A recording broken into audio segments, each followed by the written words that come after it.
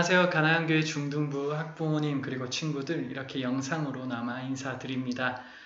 이 시간 사도행전 개관을 이 시간 함께 나누게 될 거고요. 이 시간 이렇게 성경 공부의 자리에 세미나의 자리에 나와 주심에 특별히 감사드립니다. 특히 우리 친구들 학원 숙제 있을 텐데 이렇게 또 시간이 내줘서 너무나 감사하고 그리고 우리 학부모님들 우리 친구들 다독이면서 또 격려하면서 컴퓨터 앞으로 그리고 이 휴대폰 앞으로 데리고 오시느라 너무나 수고 많으셨습니다. 감사하고 또 감사합니다. 이 시간 우리가 사도행전을 나눌 텐데요. 사도행전은 바울 서신에 특히 50년대 서신들의 배경들을 많이 다루고 있기 때문에 정말로 우리가 50년대 서신들을 추후에 이해하고 제대로 읽으려면 이 사도행전을 꼭 다루어야 합니다. 그렇기 때문에 이 시간 우리가 사도행전을 개관적으로 깊이 있게는 아니고 간략히 나누도록 할 예정입니다. 이 시간 제가 부족하지만 그러나 최선을 다해서 또 한번 사도행전을 나눠보도록 하겠습니다. 바로 강의 시작하도록 할게요. 네, 지금 PPT를 바로 보여드리도록 하겠습니다. PPT. 네. 사도행전의 저자는 누구인가? 라고 했을 때, 누가 썼는가? 라고 했을 때, 누가가 썼습니다. 네. 아재 개그라서 죄송하고요. 제가 아재라서. 아무튼 누가가 썼습니다. 그렇기 때문에 누가복음과 사도행전은 연결성을 가지고 있고 또한 누가 특유의 여러 가지 특징들이 사도행전 안에는 녹아져 있습니다. 그것을 한번 이야기해 볼까 하는데 첫 번째는 바로 역사성입니다. 누가복음과 사도행전을 읽으면 곳곳에 당시의 역사적 사실들이 은근슬쩍 기록되어 있습니다. 이거는 사도행전이 왜 그렇게 기록을 했냐 하면요. 제가 PPT에 첫 번째 그림을 올려뒀습니다. 여기에 그림을 올려뒀는데요. 이거는 그리스 로마 신화입니다. 당시에는 이제 문화로서 그리고 종교로서 당시 누가가 살던 시대, 초대교회 시대에는 그리스 로마 신화들이 당연히 신들이 숭배를 받았습니다. 그렇지만 누가는 이런 지어낸 신들의 이야기가 아니라 내가 지금 이렇게 다루는 이 이야기들은 그냥 지어진 이야기가 아니라 역사적 사실이다. 라는 것을 누가는 강조합니다. 그렇기 때문에 우리 기독교에서는 누가를 의사이자 역사가로 보기도 합니다. 그래서 제가 두 번째로 이렇게 사진을 가져왔는데 이거는 델포이 비문 그리고 갈리오 비문이라고 하는 비문입니다. 이건 뭐냐면 그리스 델포이 신전에서 발견된 건데 갈리오 총독이라는 이름이 발견된 그런 비문입니다. 그래서 갈리오 비문이라고도 하는데 무슨 말이냐면 사도행전 18장 12절에 보면 갈리오 총독의 존재가 등장하는데 그것이 이 비문을 통해서 확인이 되는 것입니다. 그래서 정말 누가는 역사서로서 정말 이 누가복음과 사도행전에 쓴 것이고 당연히 그리고 모든 성경 말씀, 하나님의 말씀은 역사성을 지니고 있겠죠. 아무튼 특히 이 사도행전은 누가복음과 사도행전은 역사성을 지니고 있다는 것을 기억하면 조금 더 좋을 것 같습니다. 그래서 누가복음 1장 1절에서 보면 우리들 가운데 이루어진 사실에 대하여 라는 그런 이야기를 하는 것입니다. 우리 중에 이루어진 사실에 대하여. 사실. 우리는 그냥 지어낸 이야기가 아니라 사실을 다룬다 라고 누가가 이야기하는 것입니다. 그리고 또한 사도행전은 같은 누가가 썼기 때문에 누가복음과 연결이 되는데요. 이런 특징을 가지고 있는데요. 첫 번째로는 그 헌정된 사람. 이 누가복음과 사도행전은 어떤 사람에게 헌정된 그런 책입니다. 물론 그 사람에게만 쓴 건 아닙니다. 누가는 당시에 이것이 많은 사람들에게 읽힐 것들을 아마 알고 있었을 것입니다. 그래서 특히 헬라인들을 대상으로 이 성경을 누가복음과 사도행전을 썼는데 어쨌든 여기에서는 똑같은 데오빌로에게 이렇게 헌정했다는 것이 나타나는 것이 특징이고요. 정말 그리고 중요한 게 구속사에 대한 이야기들입니다. 여러분, 구속사가 무엇이냐 하면 하나님의 구원의 역사입니다. 하나님의 구원의 역사가 어떻게 드러나는가, 어떻게 나타나는가 라고 했을 때 누가복음은 하나님의 구원 역사는 이 시대 가운데 세 가지 시기로 구분되어서 나타난다 라고 누가는 설명하는 것입니다. 누가복음 16장 16절을 한번 PPT 보도록 하겠습니다. 율법과 선지자는 요한의 때까지요. 그 후부터는 하나님 나라의 복음이 전파되어 이렇게 쭉쭉쭉 이야기를 하고 있죠. 그래서 하나님의 구원 역사는 구약 시대에는 율법과 선지자들을 통하여서 하나님의 구원이 일어났고 그 다음에 그 후 그러니까 예수님 시대가 온 거죠. 예수님의 시대에는 하나님의 복음, 예수님이 하나님 복음을 전하면서 그렇게 하나님의 구원 역사가 일어나는 것이고 그 다음에 예수님이 승천하잖아요. 사도행전 1장에서 승천하신 다음에 어떻게 하나님 구원의 역사가 일어나느냐라고 했을 때 바로 성령님께서 교회와 성도들에게 임하셔서 하나님 구원의 역사를 일으키신다라는 것입니다. 그래서 사도행전은 누가와 계속 쭉 연결되고 있어요. 무엇으로? 하나님의 구원의 역사를 이렇게 쭉 연결해서 어떻게 흘러가는지를 연결하는 그런 역사서입니다. 그래서 엄밀히 말하면 누가복음과 사도행전 사이에는 요한복음이 있지만 당시에는 누가복음과 사도행전이 붙어서 당연히 읽혀졌겠죠. 그래서 바로 이것을 연결해서 읽으면 조금 더 이해하기 쉽고 하나님 구원 역사를 일목요연하게 누가의 관점으로 구원사를 한 번에 쭉 볼 수도 있으리라 생각합니다. 그래서 이 구속사 그러면 이 사도행전은 성령님을 통하여서 하나님의 구원의 역사가 성도들과 교회에게 어떻게 이루어지는가를 설명하는 그런 역사서인데 그런데 여기 구속사, 하나님의 구원 역사 약간 이거는 TMI인데요. 하나님의 구속사는 성령님이라는 통일성을 가지고 있기도 합니다. 하나님의 구원 역사는 성령님이라는 통일성을 가지고 있는데 무슨 말이냐면 구약에서 보면 하나님의 선지자들이 자신들의 소명들을 이야기할 때 하나님의 영이 임하셔서 하나님의 말씀이 임하셔서 그런 말들을 종종 합니다. 그 선지자들이. 근데 그건 사실 다 성령 하나님이시거든요. 그래서 성령님께서 선지자들을 통하여서 역사하셨고 또한 예수님께서도 사역하실 때 처음에 그 사역의 첫 시작이 세례 받음으로 시작했는데 세례요한에게 세례 받으실 때 성령이 비둘기같이 임하심으로 사역을 시작하셨습니다. 예수님께서 또한 성령님과 함께 사역을 하신 거죠. 그리고 마지막 이 신약 이후에 이 교회의 시대, 우리들의 시대입니다. 지금까지 사도행전부터 지금까지 이어져 오는 시대예요. 이때는 교회와 성도들에게 성령님이 임하셔서 우리들 가운데 역사하셔서 하나님의 구원의 역사를 이루어 가시는 것입니다. 그래서 어쨌든 하나님의 구원의 역사는 총 누가에 의하면 세 개로 구분할 수 있지만 모든 시기마다 성령님이 역사하셨다. 그리고 우리 가운데도 그렇게 역사하신다. 우리도 지금 이 성령님의 시대를 살아가고 있다라는 것을 기억하시면 좋을 것 같습니다.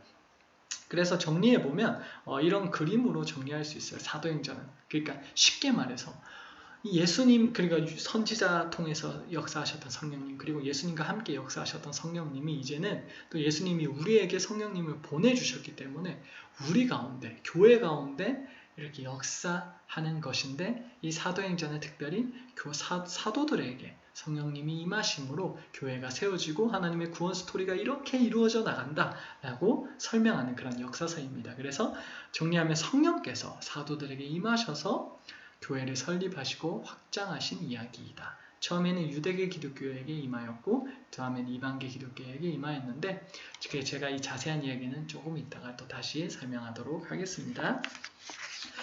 그리고 제가 5페이지에 있는 내용인데 제가 시간 관계상 그리고 내용상 다 다루진 않았는데 누가복음과 사도행전 아까 제가 연결해서 읽으면 좋다고 했잖아요. 그래서 누가복음 끝장 24장과 사도행전 첫장 1장은 연결 딱 매치가 돼요. 그래서 여러 가지 부분에서 매치가 되는데 그 중에 하나만 가져왔습니다. 누가복음 24장 46절 그리고 사도행전 1장 3절은 고난과 부활에 있어서 똑같이 매치가 됩니다. 그래서 누가복음에서는 그리스도가 고난을 받고 제3일에 죽은 자 가운데서 살아날 것 그리고 사도행전 1장 3절에서는 고난을 받으신 후에 또한 그들에게서 확실한 많은 증거로 친히 살아계심을 나타내신다 라고 이야기를 하면서 고난과 부활에 있어서 일치하는 것을 보여주고 다른 것들도 쭉쭉쭉 일치가 돼요. 그래서 연결해서 읽으세요 라고 이렇게 이야기를 하는 점 기억하시면 좋을 것 같습니다. 그리고 그러면 다음으로 사도행전의 구조와 내용에 대해서 간단하게 설명을 하도록 하겠습니다. 아까 이야기했듯이 제일 중요한 하나님의 구속사를 이야기하고 있는데 사도행전이 그 제일 중요한 거는 성령님이죠. 그래서 중간에 성령행전이라 이렇게 쓰여 있는데 제가 우리 선생님들과 사도행전을 이야기하고 할 때 교사 경건회 때 제가 자주 이야기했던 말이 있습니다. 뭐냐면 사도행전에 숨은 그림 찾기가 있어요. 뭐냐면 언뜻 보면 주인공이 베드로고 사도 바울인 것 같아요. 그런데 그 사이사이 그 모든 사역들, 모든 상황들 가운데 역사하시는 분이 있는데 바로 성령 하나님인 것입니다. 그래서 성령님이 임하셔서 그 모든 사역을 감당한 거거든요. 그래서 그거를 우리에게 또 적용하자면 우리도 우리 눈에는 성령님이 보이지 않아요. 그렇지만 우리들의 삶 가운데, 우리들의 신앙 가운데 숨은 그림 찾기가 있습니다. 성령 하나님이 늘 우리와 함께 하신다는 것을 우리가 기억하면서 또한 이 사역을, 우리의 믿음을 감당하면서 그렇게 신앙생활하면 좋겠습니다. 아무튼 정리를 또 다시 진행할게요. 보면 베드로 행전과 바울 행전으로 크게 두 가지로 나눌 수 있습니다. 사도행전, 사도들의 행전인데 크게 두 명의 사도가 활약을 합니다. 중간에 예수님의 동생 야고보도 등장하고 하지만 어쨌든 초대 교회를 세우는 역할을 했을 때는 처음에는 유대인들, 예루살렘에서 유대계 교회를 세운 사람이 베드로와 사도들이죠. 특히 베드로가 열심히 사역했죠. 그래서 오순절 사건 이후에 베드로의 설교에 의해서 수천 명이 회심하고 유대계 기독교가 세워졌습니다. 그 다음에 이방계 기독교가 또 세워지는데 물론 그 시작은 베드로의 고넬료집 설교를 통해서 세워지지만 적극적으로 확장시킨 사도는 바로 사도 바울입니다. 그래서 바울을 통해서 이방계 기독교들이 확장되는 이야기들, 그렇게 해서 크게 두 부분으로 사도행전은 나눠집니다. 베드로의 유대계 기독교, 그리고 사도 바울의 이방계 기독교, 이렇게 커간다. 초대교회들이 이렇게 성령님의 역사하심으로, 사도들의 활동함으로 이렇게 세워져 나간다 라고 설명하는 게 사도행전인 것입니다. 그래서 제가 아까 유대계 기독교를 이야기했는데 어떻게 시작되었는지 한번 이야기를 해볼까 합니다. 유대계 기독교의 시작은 오순절 사건입니다. 오순절 다락방, 마가의 다락방 사건인데 뭐냐면 예수님이 승천하시고 제자들이 이제 무서움에 떨면서, 또한 한편으로 예수님께서 약속하신 그런 성령님을 기다리면서 함께 기도로 마가의 다락방에 모여서 제자들이 기도했어요. 그때 예수님께서 약속대로 성령님을 보내주셨고 성령님이 제자들에게 임하였습니다. 그리고 그때 제자들이 무서워서 이제 다락방에 몰래 숨어있던 제자들이 나가서 하나님의 말씀을 전하기 시작했고 그 첫 설교가 베드로의 마가 다락방에서 성령 받은 베드로의 첫 설교였습니다. 그리고 그때 수천 명이 회심하면서 유대 기독교가 시작이 된 거예요. 그래서 여기 보면 사도행전 2장 3절에 불의 혀처럼 갈라지는 것들이 임하였다. 성령님이 임하였다는 것입니다. 그 다음에 특징이 4절에 보면 성령의 충만함을 받고 말하게 하심을 따라서 다른 언어들로 방언들을 말하기 시작했다 라고 이야기를 합니다. 유대 기독교의 시작은 성령님의 임재하심과 그 임재하심을 어떻게 확인하냐면 방언을 통해서 확인을 했다 라고 이야기를 하는데, 제가 이걸 왜 자세히 짚냐면요, 조금 있다가 베드로가 이제 고넬료의 집에서 설교를 함으로 이방 기독교가 시작이 됩니다. 이방인에게 이제 처음 복음이 이제 전해지기 시작하는데 여기서도 똑같은 현상이 일어납니다. 성령님이 임하시고 보면 44절에 보면 성령이 내려오셨고 방언을 말하며 하나님 높임을 들음이러라. 많은 사람들이, 그 고넬료 집안 사람들이 방언을 하면서 하나님을 높였다고 합니다. 아까 봤던 유대계 기독교와 똑같은 현상이 일어난다는 거예요. 이거를 누가가 왜 굳이 설명했을까요? 역사가 누가가. 이건 뭐냐면요, 여러분, 유대계 기독교가 있고 이방계 기독교가 있는데 똑같은 근원으로 시작된다는 거예요. 이방계 기독교인이, 이제 우리도 이방인이죠. 유대인들에게는 이방계 기독교인들이 이 유대계 기독교에 소속되거나 그렇게 하위 개념이 아니라 똑같은 한 근원 성령님을 통하여서 교회가 나타났다라고 누가는 보여주고 있는 것입니다. 그리고 이거는 우리가 조금 이따 살펴볼 이야기 내용에서 또 중요하기도 합니다. 무슨 내용이냐면요, 바로 유대교 기독교와 이방계 기독교 간의 알력 다툼, 약간 싸움, 그런 것들이 있거든요. 그렇기 때문에 정말 중요한 내용이에요. 무슨 말이냐면 제가 조금 이따 설명을 드리도록 할게요. 일단 그럼 유대계 기독교가 뭔지, 이방계 기독교가 뭔지 한번 볼게요. 유대계 기독교는 뭐냐면, 여러분, 하나님께서 아브라함의 자손 이스라엘을 택하심으로 그들에게 택한 백성이란 뜻으로서 율법을 줬습니다. 그런데 이 이스라엘의 실패는 뭐였어요? 이스라엘 실패는 뭐였냐면 율법을 줬으나 하나님의 그 마음, 그 사랑의 정신을 알지 못하고 율법의 행위만 쫓았고 뿐만 아니라 나만 믿는 사람이야 라는 선민의식으로서 많은 민족들이 배척했습니다. 그래서 요나서에서 보면 요나의 선민의식이 나타나죠. 아수르 다 망하면 좋겠다고. 근데 하나님은 그게 아니었거든요. 하나님은 아니야, 나는 아수르 사람들도 이 니느웨에 있는 사람들 12만 명의 사람들과 가축들을 아낀다 라고 이야기하는데 요나는 그거에 대해서 오히려 화를 냈었던 사람입니다. 그러니까 이스라엘 사람들은 선민의식을 가지고 있었던 것입니다. 그래서 하나님께 이끌기는커녕 오히려 율법의 행위만을 쫓았으니까 결국 하나님께서 예수 그리스도를 보내셨죠. 그래서 이 이스라엘 백성들의 율법은 사실 예수 그리스도로 가는 과정일 뿐이지 완전히 그거 자체는 성공할 수는 없었죠. 이제 예수님이 어쨌든 오셨어요. 그리고 베드로의 설교를 통해서 유대계 사람들이 일부가 예수님을 믿었습니다. 그런데 이들은 어쨌든 유대인으로서 율법을 받았습니다. 율법 또한 하나님이 주신 거예요. 그렇기 때문에 유대인들은 이것을 버릴 수 없죠. 당연하죠. 하나님 주신 거니까 가지고 있어야 됩니다. 율법도 가지고 있되 구원은 예수 그리스도를 믿는 믿음으로 구원을 받겠죠. 그래서 유대계 기독교인들은 이 두 가지를 다 가지고 있었어요. 예수 그리스도의 복음과 그리고 율법을 가지고 있었는데 여기서 이방계 기독교인들은 그러면 율법의 의무가 있는가? 라고 했을 때 이방인들은 사실 하나님께 율법을 받지 않았습니다. 그렇기 때문에 사실 예수 그리스도를 통하여서 하나님께 가는 거지 율법의 의무를 하나님이 주지 않았기 때문에 지을 필요가 없는 거죠.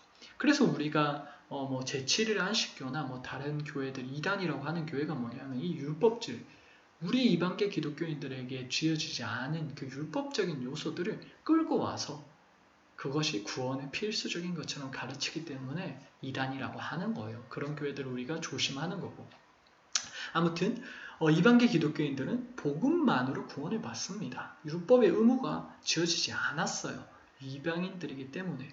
그런데 여기서 이제 문제가 나타나기 시작해요. 아까 누가가 이방계 기독교와 유대계 기독교의 근원이 같은 것을 밝힌 이유가 있다고 했는데 뭐냐 하면 이방계 기독교 중에 일부 모든 유대계 기독교 중에 일부가 모두가 그런 건 아니에요. 근데 일부 바리새파 사람들이 예수님을 믿는 그리스도인이 된 이방계 기독교인들에게 뭘 하려고 했냐면 얘들도 할례 받고 모세의 율법을 지켜야 된다라는 율법의 짐을 지우려고 했습니다. 이방인인데도 불구하고. 그래서 사도행전 15장에 보면 5절에 보면 바리새파 중에 어떤 믿는 사람들이 일어나 말하되 이방인에게 할례를 행하고 모세의 율법을 지키라 명하는 것이 마땅하다라고 한 거예요. 근데 여기에서 이제 이방계 기독교인들과 유대계 기독교인들 그리고 사도들이 이렇게 막 이제 마찰이 생긴 거예요. 그래서 이것들을 해결하기 위해서 역사적으로 최초의 교회 회의 예루살렘 공의회가 시작이 되었습니다. 사도행전 15장에 나타나는데 여기에서 예수님의 동생 야고보가 이런 결론을 내렸습니다. 뭐냐면 제가 읽을게요. 사도행전 15장 19절 20절 그러므로 내 의견에는 이방인 중에서 하나님께로 돌아오는 자들을 괴롭게 하지 말고 다만 우상의 더러운 것과 음행과 목매어 죽인 것과 피를 멀리하라고 편지하는 것이 옳으니 라고 해서 약간 야고보가 사실 유대계 기독교의 수장이거든요. 그렇기 때문에 뭐라고 해야 될까요? 그 타협안을 제시했습니다. 이방인으로서 당연히 율법의 의무를 지을 필요는 없지만 그래도 어느 정도 또한 그리스도인으로서 성결하게 살아가야 되기 때문에 타협안으로서 목피를 제시합니다. 우상과 우상의 더러운 것과 음행 그리고 목매어 죽은 것 그리고 피를 멀리하라고 이렇게 편지를 한 것입니다. 이것으로 일단락이 된 것 같은데 문제는 이후에도 유대계 바리새파 기독교인들이 계속해서 이방 교회들에 가서 예수 그리스도를 믿는 믿음으로는 충분하지 않고 율법도 행해야 된다라는 거짓 복음을 계속 가르쳤어요. 그게 사도 바울이 갈라디아에서 계속 말했던 거짓 선생들. 그들의 가르침은 진짜 저주받을지어다 라고 이야기했던 그런 가르침들입니다. 우리들의 구원은 예수 그리스도를 믿는 믿음으로 말미암는 것인데 유대계 기독교 중에 일부 거짓 선생들이 나와서 바리새파들이 나와서 이제 율법도 지켜야 된다 가르친 거예요. 사도 바울은 평생을 이 거짓 선생들과 더불어 싸우면서 교회를 지켜나갔습니다. 기억하시면 좋을 것 같아요. 그 다음에 사도행전의 또 포인트로서 중요한 게 12번의 설교예요. 12번의 설교가 왜 중요하냐면 이 설교를 통하여서 많은 사람들이 회심하고 교회가 나타났거든요. 사실 유대계 기독교의 시작인 그 베드로의 그 오순절 사건 직후 설교도 그렇고 고넬료 집 설교도 그렇고 설교 직후에 교회가 세워졌어요. 그렇기 때문에 이 설교들도 정말 중요한데 그런데 이거는 지금 다 다룰 수는 없어요. 너무 많기 때문에 그래서 한번 부모님과 함께 친구들과 함께 한번 살펴보시면 조금 좋겠다 그런 생각은 해봅니다. 한번 자유롭게 한번 살펴보시고요. 그 다음으로 이제 제가 사실 이 사도행전을 다루고자 했던 핵심적인 이유가 이 1, 2, 3차 전도 여행 때문입니다. 왜냐하면 바울의 50년대 서신서들은 이런 1, 2, 3차 전도 여행의 토대 가운데, 배경 가운데 써진 거거든요. 그렇기 때문에 학부모님들께서는 꼭 이 1, 2, 3차 이 전도 여행을 한번 제가 그림을 놔뒀는데요. 성경을 읽으면서 친구들과 함께 이 강의를 마치고 읽으면서 따라 그려보세요. 그럴 때 이후에 강의 공부할 때 또 많은 도움이 되리라 생각을 합니다. 그래서 한번 꼭 따라와 주시면 감사하겠습니다. 만약 너무 어려우면 그냥 지금 영상 보면서 같이 따라 그려도 됩니다. 그렇지만 나중에 성경 한번 더 읽으시면 더 도움이 되리라 믿습니다. 그러면 1차 전도 여행부터 볼 건데 제가 교재에 실은 지도와 제가 지금 보여주는 지도가 조금 달라요. 근데 제가 지금 보여주는 지도가 조금 자세히 그리고 깔끔하면서도 자세히 언급하고 있어서 굳이 또 가져왔습니다. 한번 참고해 주시고요. 1차 전도 여행부터 시작하도록 하겠습니다. 1차 전도 여행은 사도행전 13장에서 안디옥 교회의 성령님이 이제 선교를 보내라라는 그런 그렇게 보내심의 그런 그런 감동을 주셔서 많은 사람들이 이제 기도하면서 바나바와 바울을 세워서 안수하고 이렇게 선교 파송을 합니다. 그렇게 해서 처음에 이제 수리아 안디옥 교회에서 그렇게 시작을 합니다. 그래서 수리아 안디옥 교회가 이방 선교의 핵심 본거지입니다. 유대계 기독교의 본거지가 예루살렘이라면 이방계 기독교인들의 핵심 전파 기지가 안디옥이라는 것을 기억하면 좋겠고, 또 우리가 안디옥이 성경에서 안디옥이라는 이름이 몇 번 나오는데 사실 안디옥이 여러 곳이 있거든요. 그래서 여기서 우리가 알아야 될 것은 이쪽이 이 밑에 있는 안디옥이 수리아 안디옥이고요. 이 위에 있는 안디옥이 비시디아 안디옥이라는 곳입니다. 참고해 주시면 감사하겠습니다. 아무튼 그럼 이제 전도여행 따라서 한번 보도록 하겠습니다. 네, 안디옥에서 처음 시작해서 실루기아로 가서 여기서 배를 탑니다. 배를 타고 이제 구브로 섬으로 가서 실라미 바보를 거쳐서 버가를 가는데 이 버가에서 문제가 일어나기 시작합니다. 뭐냐 하면 마가가 나 힘들어요. 더 못 가겠어요 하고 도망간 겁니다. 마가가 이 바나바의 생질인데 바나바가 어쨌든 이제 친척인 거죠. 근데 이제 힘들어서 간 거예요. 그래서 2차 전도 여행 때 바울과 바나바가 분리되는 사건이 여기서 시작됩니다. 뭐냐면 사도 바울은 마가를 또 데려가기 싫어했어요. 얘를 왜 또 데려가냐? 중간에 포기한 애를. 한데 바나바는 데리고 갔어요. 또 자기 친척이기도 하고 바나바가 온유했다고 하거든요. 그렇기 때문에 또 마가를 데리고 가고. 그래서 저희 여기서 보면 여기 그림이 있죠? 여기서 보면 이게 바나바하고 마가하고 가고 바울하고 실라하고 따로 찢어지는 거예요. 수리아 안디옥에서. 그런 일들이 있었다는 점, 버가에서 있었다는 점 기억해 주시면 좋을 것 같습니다. 아무튼 그 다음에 이제 안디옥, 이고니온, 루스드라, 더베 이런 지역으로 사도 바울이 계속해서 전도를 했고 똑같은 루트로 다시 돌아오는데 이 지역들이 남부 갈라디아 지역이에요. 그래서 아마 갈라디아서는 여기 있는 이 교회들 사도 바울이 1차 전도 여행 때 세우고 2차, 3차 여행 때도 계속해서 들렸던 곳입니다. 자기가 정말 사랑하는 교회들이었는데 여기에서 거짓 선지자들, 아까 거짓 선생들, 아까 유대계 바리새파 이제 기독교인들이 몰래 침투해서 복음으로 완전하지 않은 것처럼 율법을 지켜야 된다는 거짓 복음을 전했던 것입니다. 그래서 사도 바울이 갈라디아서를 보면 정말 분노해서 편지를 써요. 원래는 의례적인 인사말을 사도 바울은 늘 하거든요. 문제투성이 교회인 고린도 교회에도 의례적인 인사를 하고 시작하는데 갈라디아서에서는 시작하자마자 저주하면서 시작합니다. 그래서 엄청 사도 바울이 이제 분노했던 서신이 바로 갈라디아 서신입니다. 한번 나중에 이런 배경들을 기억하면서 또 나중에 갈라디아 서신 이야기할 때 한 번 더 또 이야기하도록 하겠습니다. 그렇게 보시면 좋을 것 같습니다. 그 다음에 쭉쭉쭉 다시 갔던 길 되돌아서 돌아가면서요. 그 다음에 다시 버가 갔다가 아탈리아에서 배를 타고 안디옥으로 돌아갑니다.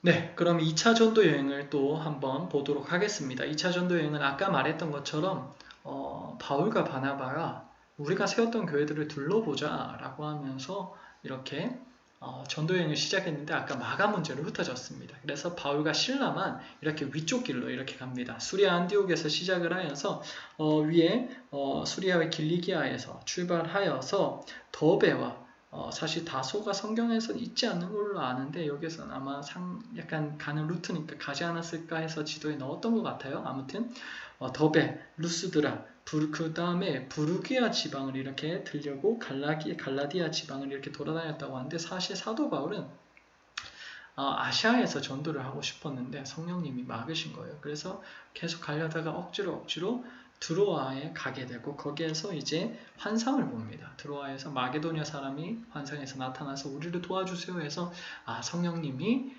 우리를 이쪽으로 인도하시는구나 라고 그것을 알게 되어서 거기에서 이제 마게도니아 지방, 이 그리스 북쪽 지방으로 갑니다.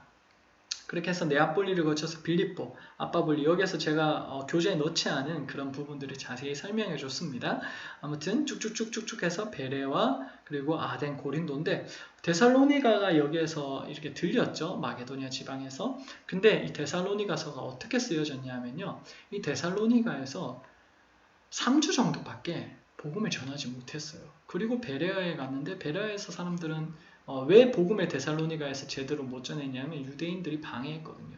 그래서 베레아에 가서 복음을 전했는데 베레아에까지 그 유대인들이 따라서 방해를 해서 아덴으로 가고 아테네로 가고 거기서 또 고린도로 다시 갔던 것입니다. 그런데 거기에서 이제 고린도에서 이제 데살로니가를 걱정하던 차에 데살로니가에 있던 다른 사람들이 돌아오면서 데살로니가 소식을 듣고 잘 자라고 있다 라는 것에 감사하면서 또한 거기 문제점을 조금 들음으로 말미암아서 거기에 편지했던 것이 고린도에서 편지했던 것이 데살로니가 전후서입니다.